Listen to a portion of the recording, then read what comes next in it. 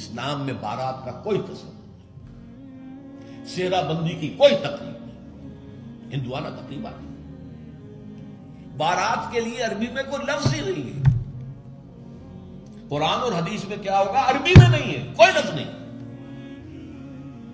یہ خالص عجمی لفظ بارات عجمی ہے، ایرانی ہے، اس کا اسلام سے کوئی تعلق نہیں، جڑ کٹ جائے اس کی۔ یہ بھی ہندوانہ تصور ہے۔ ہوتا کیا تھا، ایک گاؤں سے جا رہے ہیں، دوسرے گاؤں سے بیٹی لے کر آنی ہے اور بیٹی کے ساتھ جہیز آنا ہے، اور راستے میں ڈاکو جو ہیں وہ لوٹ سکتے ہیں، تو یہاں سے جتھا لے کے جانا ہوگا، لہذا وہ جتھا بندی کر کے بارات جا رہی ہے۔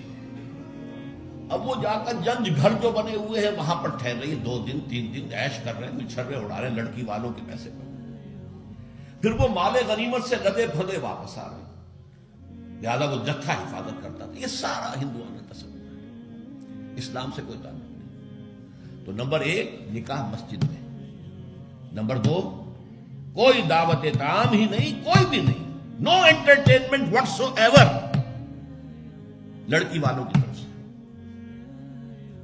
اجتماع جانبین مسجد میں، یہیں سے ڈسپرس۔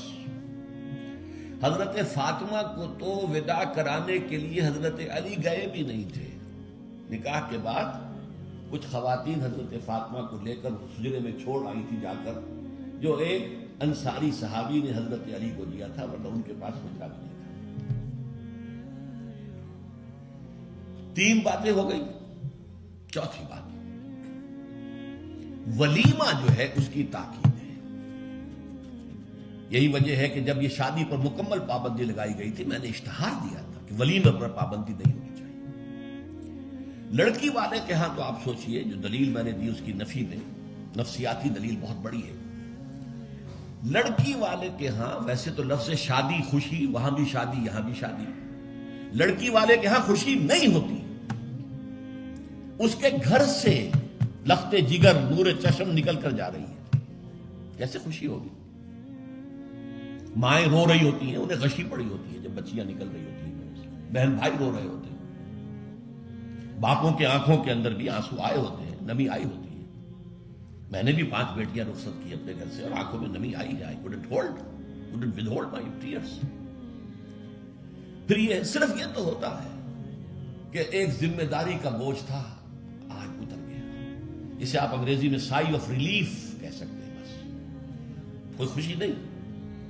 اس کی مثال میں دیا کرتا ہوں کہ کوئی جانور اگر قربانی کے لیے 10-15 دن پہلے آپ لے لیں، وہ بکرا، کوئی مینڈھا، اور بچے اس کے ساتھ ہل جاتے ہیں، پھر کھلاتے ہیں، لے جاتے ہیں، چراتے ہیں، تو پھر وہ عید کے دن جب آپ اسے قربان کرتے ہیں تو بچے پچھاڑے کھا رہے ہوتے ہیں، رو رہے ہوتے ہیں، اتنا لاڈ اس جانور سے ہو جاتا ہے۔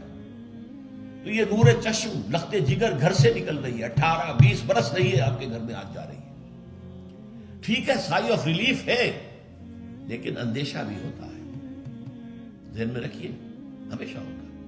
پتہ نہیں بیل منڈے چڑھے نہ چڑھے، موافقت مزاج کی ہو نہ ہو، نئے ماحول میں جانا ہے، ایڈجسٹمنٹ ہو نہ ہو۔ اپنی حد تک پورا اطمینان کر لیا ہے، دیکھ لیا ہے، سوچ بچار کر لیا ہے، لیکن کیا کہا جا سکتا ہے؟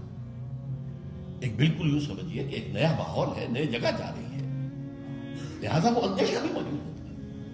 لہذا واقعتاً لڑکی والوں کے ہاں خوشی کا موقع نہیں ہے۔ ان کے ہاتھوں مرغ پلاؤ کھانا بے غیرتی ہے۔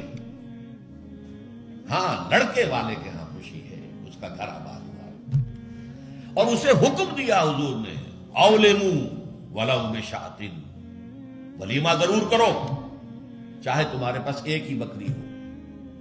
وہ ایک ہی بکری در حقیقت ان کے ہاں مفلسی کی سب سے بڑی شکل ہو سکتی تھی، لیکن بھیڑیں بکریاں پالنا تو ان کا پیشہ تھا۔